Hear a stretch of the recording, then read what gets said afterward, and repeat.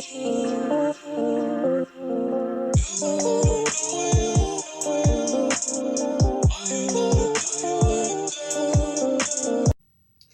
back, and thank you for tuning in with the Tea with Terika. If you don't know what I usually do for my videos, I talk about story times, clothing reviews, mental health stuff. If you guys don't know, I'm a therapist as my full-time job. So today we're going to be talking about My Crazy Ex Coworker Part 2. So today I'll be taking off my nail polish and along with doing my makeup and getting ready for the day. So let's start with the story. So like I mentioned in our last story, it's about Bree. And Bree and I were coworkers, and we didn't really get along. Update on her is that I haven't talked to her in a while. So for that, I just not friends with her. I don't do fake friends. I don't interact with people like that. So if you feel like you have fake friends in your life, please get them out of your life because they're not worth it. They're really not. And we can always do better and have people that more benefit us rather than have people that don't benefit us as well. So moving on. So I said when Bree and I got hired, Sarah and Sam came along. And Sarah is from the same hometown as Bree and me. So Sarah, she and Bree originally moved in together. And what I heard is that they were okay when they first moved in. But from Sarah, she didn't really like the apartment they moved in. They came to this city. I guess she came to the city to get a new head start and like get away from our hometown. But she really didn't like it. She said it was rat infested, that it wasn't up to her standards. Like, she is from a very good background, and where she currently lives was not a good background for her. I was like, girl, everyone starts from the bottom and makes it up. That's your family money that you're talking about. But came to find out that family money was not even existent. So, the thing about me, Bree, and Sarah was that me and Bree and Sarah got along well. We went out, doing the normal Halloween stuff, like pumpkin picking, apple picking, all that. We were on good terms. Until one day at work, Bree brought to my attention that something was going on with Sarah. And I was just like, what do you mean what's going on with Sarah? So she told me, because back before this even happened, that we were working and then we went out for drinks after. So during that time, she explained to us that she had a boyfriend. She showed us her boyfriend on Instagram. And she said her boyfriend was a famous hockey player that used to play for an amateur hockey team where I come from, and now is down in Tampa, Florida, and playing hockey on the Tampa Lightning, I believe they're called. Please correct me if I'm wrong. But she said that he's a famous hockey player, and she loves hockey. She had like a hockey stick tattooed in the back of her neck, and she was all about him. His name was Anthony. Was his name Anthony? I think his name was Anthony. She said his name was Anthony. And I was just like, okay, cool. And I was like, when I saw him, I'm like, oh, he's cute. He's good looking. Like, good for you. But like I said, that day at work, Bree brought to my attention that Sarah might be lying about this boyfriend. So I was like, oh. So I looked into it. Because at that time, Sarah's birthday was coming up. So I wanted to see, me being nosy, that her actual boyfriend. So I messaged him on his, Instagram page. I messaged him on his Instagram page, not to get a reply, but to see if Sarah somehow would know. Because I feel like if a random person messaged them and said that I know them, or I know their girlfriend, the girlfriend would end up finding out. So I'm just like, I was waiting. I waited the entire day. Didn't get a reply back, but also Sarah's acting the same, like nothing happened, just natural. So I'm just like, there's something fishy about that.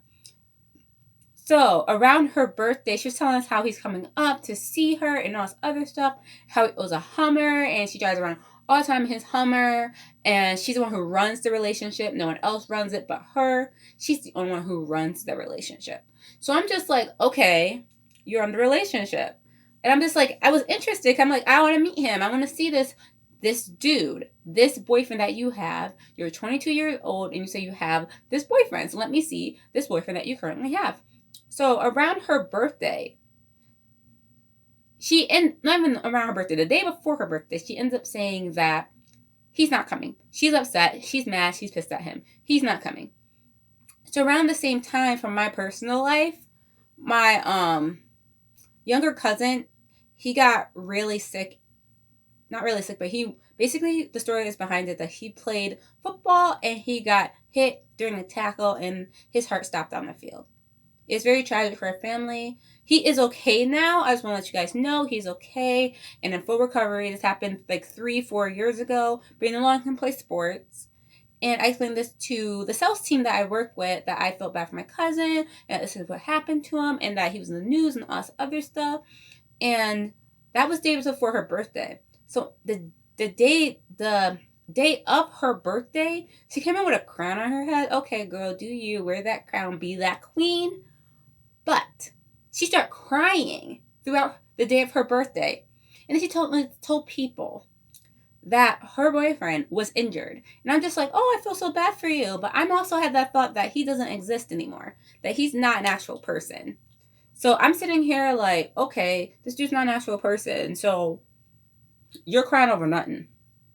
So I'm just like, wow, she really is playing on those waterworks. So she ended up telling me that he has to get open heart surgery and that he's going to play again. And this is me. I explained when my cousin's heart stopped that he had to get open heart surgery at the hospital in the city that I was in because they had a trauma or cardiac surgeon that works on pediatrics. So I'm just like, I told everyone on the team that days before that, but suddenly her boyfriend's getting open heart surgery. Then he's playing that Friday, like a few days after. And I'm just sitting here like, how's that even possible? Because you can't get open heart surgery. And anybody who had major surgery, and you guys can let me know, because I've never had major surgery before. But from what I heard and what I've seen, people who have major heart surgery cannot just randomly start playing their sport again.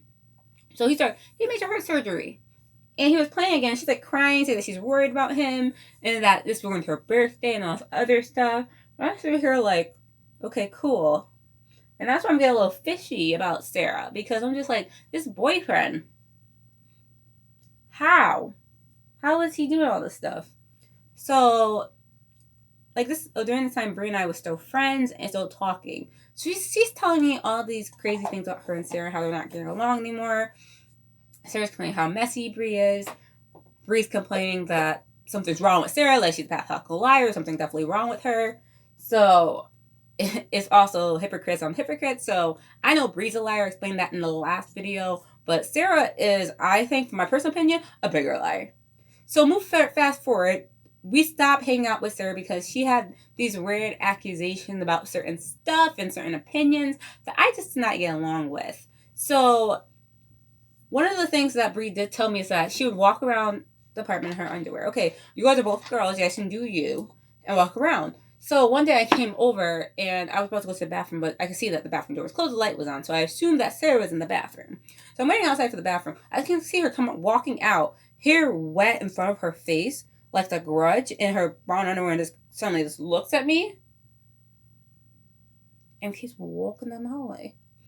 And she like make eye contact the entire time that she turns all the way around. I'm just like, yo, what was that? So I'm like, that's weird, but I'm only that alone.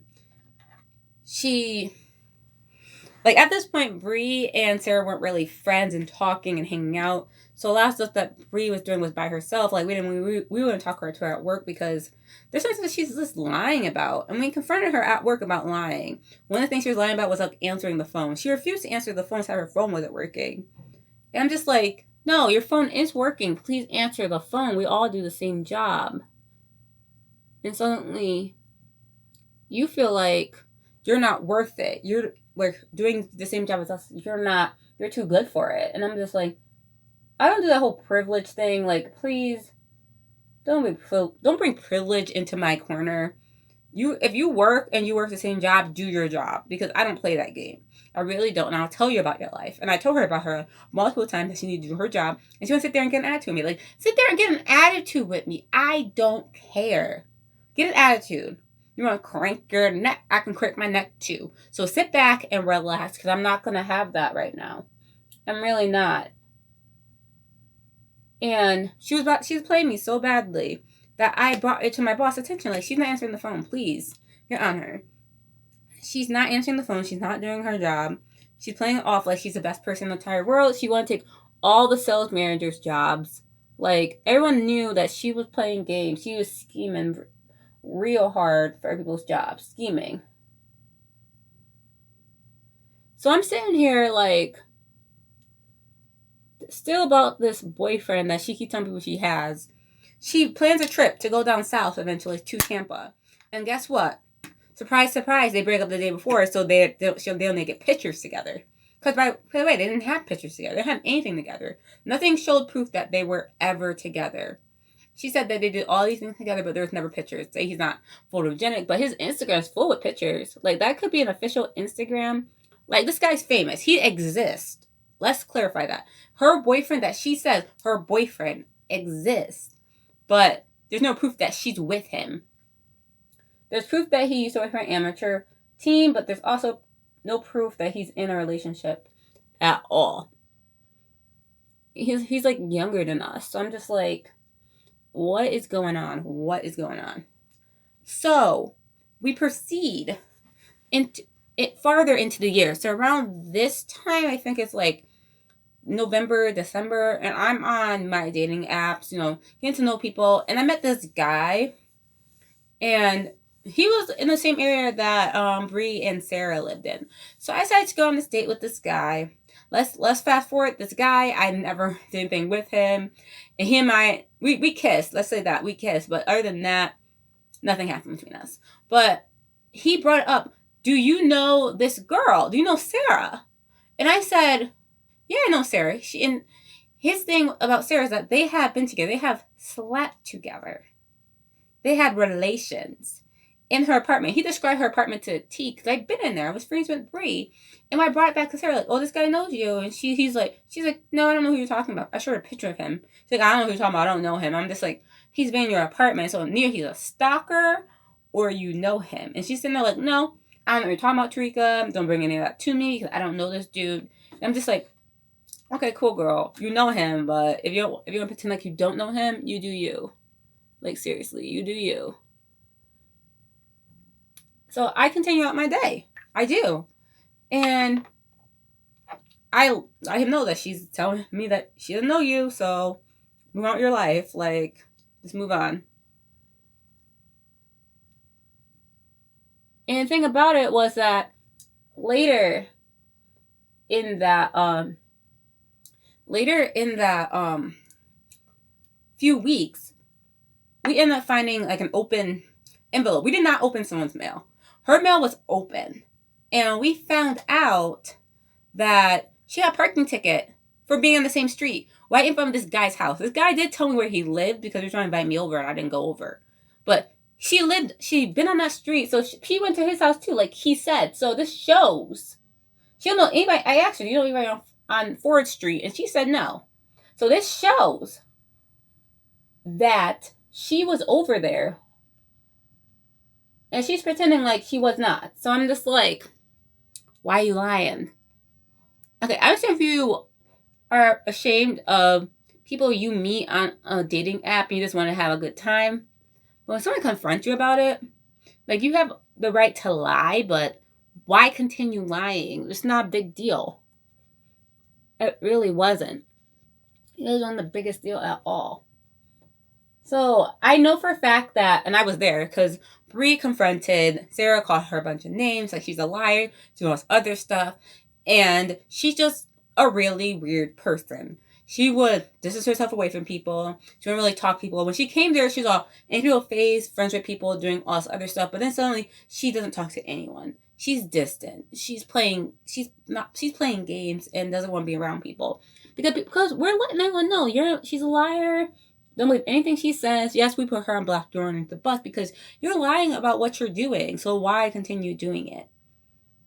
So every single time I went to Bree's house, there was never any word from Sarah. I noticed that because Bree confronted her, Sarah would bring Bree to work with. Bree, like I said, don't have no car because she don't got no money to get no car, so she don't have no car. So Bree would just come and then leave. No, not Bree. Sarah would just come and leave Bree at work. So she would have to get a ride home from me or from Sam. It was some petty stuff. She always doing some petty stuff. And it's not a high vibe anytime I see her, nothing. Like, if you say anything to her, she'll just look at you. And I'm just like, there was something behind her eyes. Just like something that was not real, was not there. So after Bree left and went to a different hotel, Sarah decided she wanted a different job. So the assistant for an office manager job opened up. So she said, I'm going to get that job. I'm going to take that job. So I was like, okay, she's going to about to be the assistant for office manager. And she got the job. She did. She interviewed, got the job. Congratulations to her. Sorry, I gotta get my brushes. I gotta pick which one I want. She got the job and everything. So she's in there and like in the blazer now, important, where her first and last name and her name tag showing that she's a manager, management level. They didn't get paid that much as assistant managers, but whatever she wanted to do, she did, and she did it. I'm not saying that she didn't do a good job getting a higher position. Like, she earned like $1 higher than I did, and I didn't care at the time because I needed those hours for grad school. So I was doing how much I can to support myself just for grad school. It wasn't just about money; it was about my hours. So she decided that since she's a front office manager and sales coordinate a lot with the front desk in the front office, in the office managers at the desk, not office manager, but the managers at the desk, so she decided to like start bossing us around and suddenly doing stuff. So since we're sales, we know how to change reservations so well. So she was sitting up there changing a lot of reservations or not like check people in correctly. So I reported this to my boss, director of sales, that these rooms are being sold incorrectly. And she would call and say it's related to me, something like that. And I'm like, no, we're not gonna do that because you're checking them in wrong. And she got in trouble for that. There was also this other time, and Sam caught her too doing this too, trying to put it back on us that I'm doing something wrong, that someone in the sales office doing something wrong. No, because you used to work in the sales office, so you know we ain't doing nothing wrong. So one time she did call me saying I did that something, I don't remember what exactly happened. And yes, I did catch an attitude because you're calling me about stuff I don't care about. That's not my fault, and I don't care. And she's sitting there not listening to me. So I went directly out there and I said to her, okay, Sarah, I understand you got this little blazer on, but I don't care. This is what this is. And I'm not going to be at fault if you're going to get it wrong. And she's sitting there like, okay. I'm like, you can roll your eyes until you get yourself fired. So sit there and roll your eyes. I don't care. I'm not getting fired. And I never got myself fired. So don't pretend like I am. So fast forward. This gets to the crazy part and shows how big of a liar this girl is. This girl.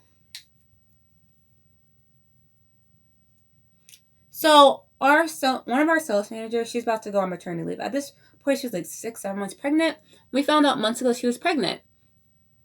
And I guess, I don't know, but she was really nice. She was a really nice person. I enjoyed her a lot. And before she left. So she was actually pregnant, and I seen her become pregnant and everything. Not become pregnant, and it wasn't there, but I was there for the beginning of her stomach growing. So suddenly, when she was like 6 months pregnant, I found out through the sales manager that Sarah says she's 12 weeks pregnant. And I was just like, and she's like, and the sales manager, let's call her Caitlin.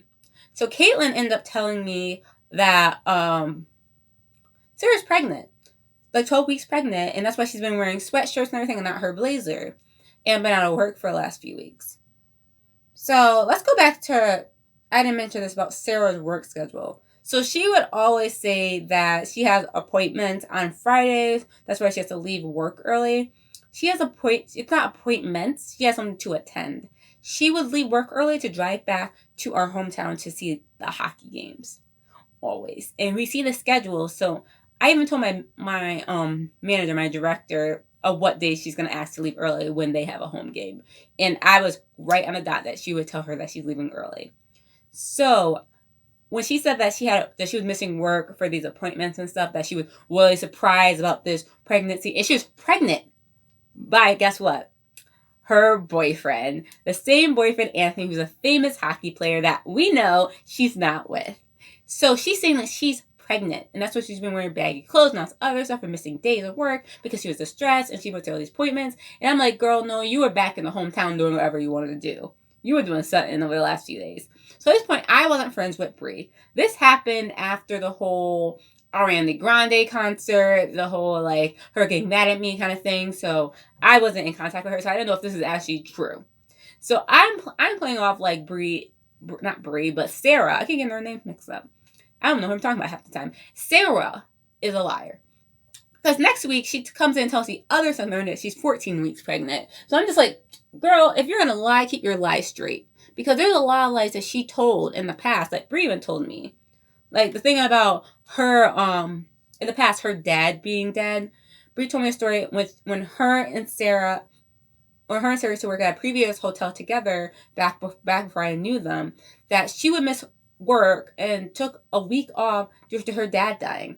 But this past year, when her and Sarah went to a fair, Sarah told her that her dad owns a farm in Utica, and Brie relayed the story to her, and Sarah completely denied it and didn't know what she was talking about.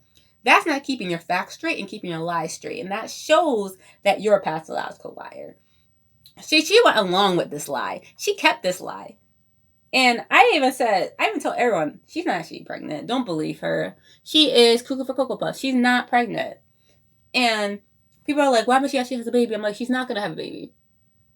And I was full blown like, she's not going to have a baby.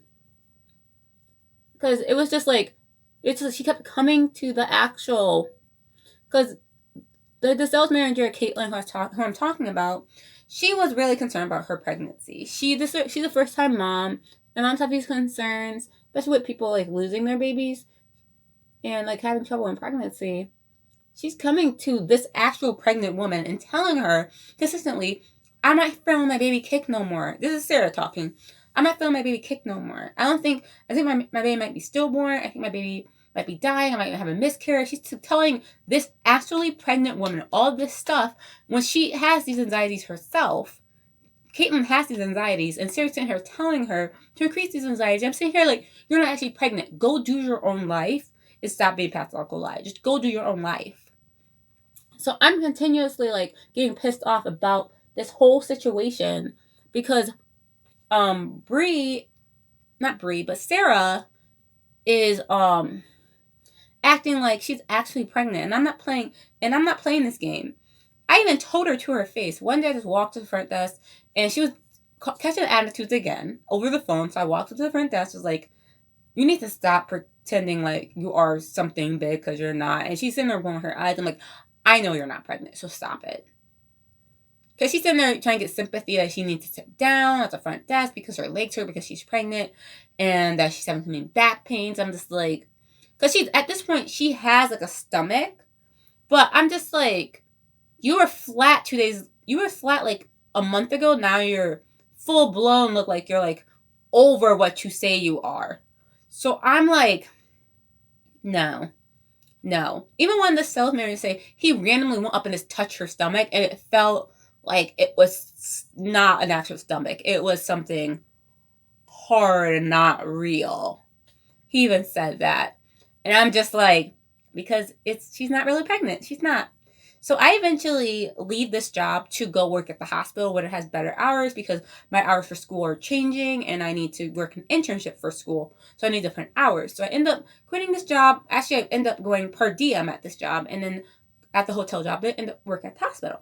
So after I leave, I know that it's in the word that Sarah's leaving and that she's going to move down south to Tampa with her boyfriend, Anthony. And they're going to have a happy life together. And I'm sitting there telling everything I'm supposed to before I leave, throwing her underneath the bus again, that she's lying. She's not moving. I bet you she's not moving down to Florida. She's going to South Carolina. So before me and Bree stopped being friends, we saw mail from, I remember what it was called, I think it's South Carolina University in South Carolina, where she went to go to school for marine biology. But she has told Bree before that she wants to work with like the sharks and stuff. No real reason, just like she wants to go back to school. So we know her plans were going back to school. So I'm just like, and there was also like paperwork that I saw when I went to Bree's house filled out and sent to South Carolina. Yes, this is back in like November time. This could have been before she found out she was pregnant. But I'm just like, this paperwork, I'm sitting here like, this doesn't make sense because this dude doesn't exist. So only she would be moving is to go to college.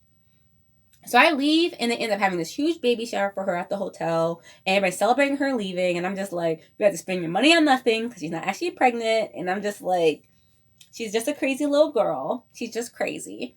And she leaves, and she goes down to, guess what?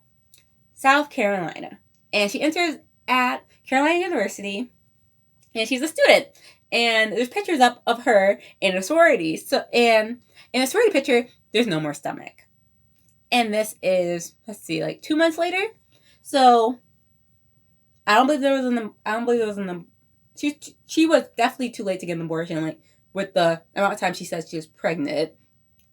And she definitely didn't have a miscarriage. So I'm just like, you tried to play everyone. And I show people at work this. I'm like, see, I told you. She was just doing that to get people's attention and have that fame and do all this other thing in the third.